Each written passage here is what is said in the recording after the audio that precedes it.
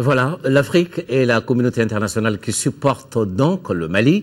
Sur le terrain, les troupes maliennes et françaises poursuivent leur offensive contre les envahisseurs et chaque jour enregistre son lot de succès.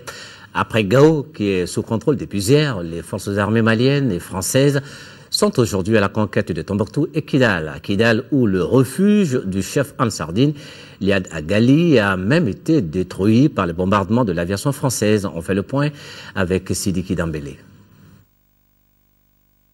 17e jour de l'offensive contre les djihadistes, les troupes françaises et maliennes sont entrées dans la ville de Gao, la plus importante ville du nord du Mali, située à 1200 km au nord-est de Bamako, est désormais débarrassée des fous de Dieu.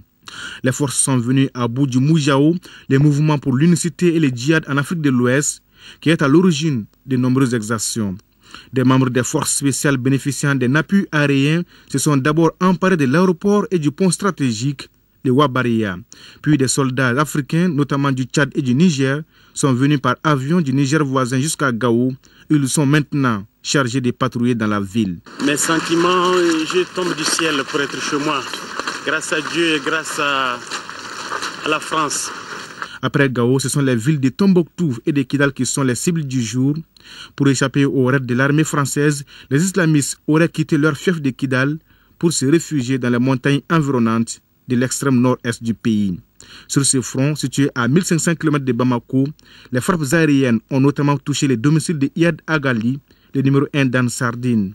Sa maison a été entièrement détruite.